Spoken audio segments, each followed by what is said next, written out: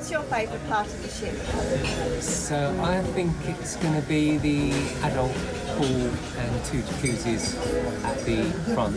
Yeah, so I really like the adult area. I think it doesn't get too busy and it's outdoors, there's plenty of fresh air, but unfortunately you will find if it's like a winter cruise, it's going to be too cold until you get to the sort of sunny areas. So if you're going to the Mediterranean, you probably will lose the first couple of days to the weather and you have to find something to do inside the ship. But if you're hardy or you don't mind sort of cold water, then pretty good. I think I probably will give it a go tomorrow. So we got on the ship yesterday and sea day today, and then it is another sea day tomorrow.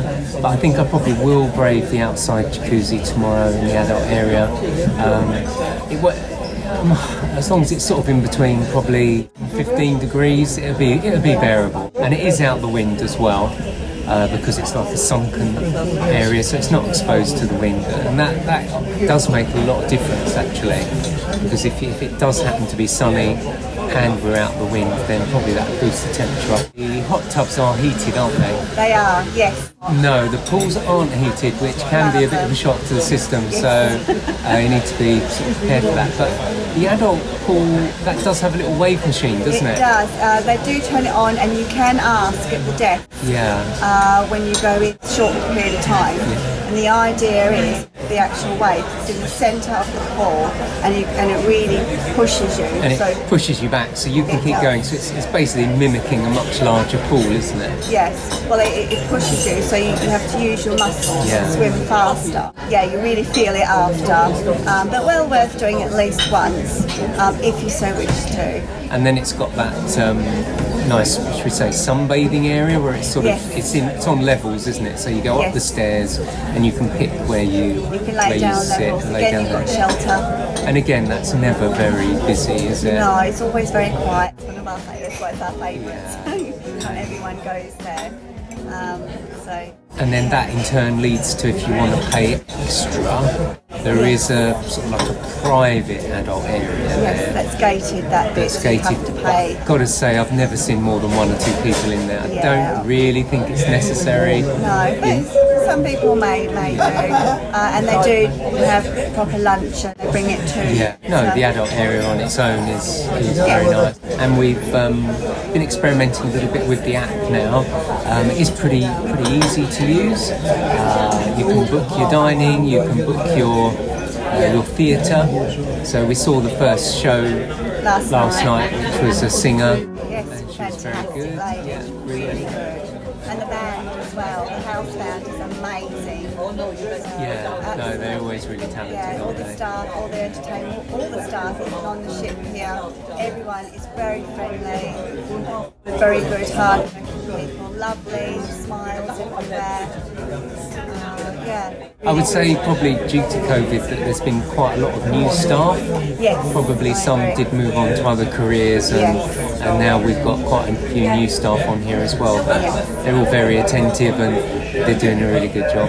To help as the first couple of days to get your bearings.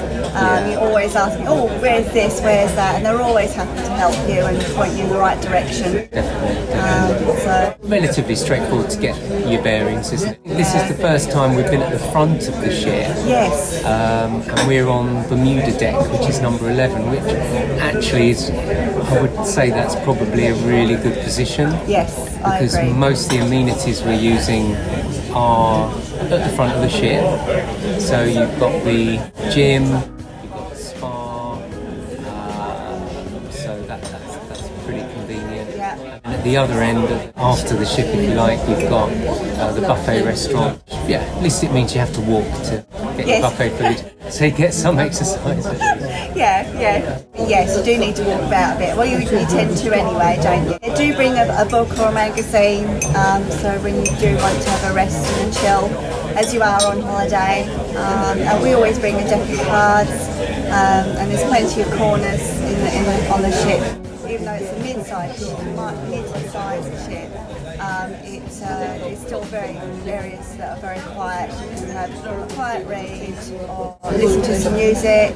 podcasts if you download them early enough and save them on. Yeah, I mean that's a good tip really. If you like your audiobooks or music, anything like that, but you don't really want to pay extra for Wi-Fi. I mean I haven't even looked how much the Wi-Fi is, but I think I did notice a figure somewhere in the advertising, something like £25 a day, which is quite expensive really.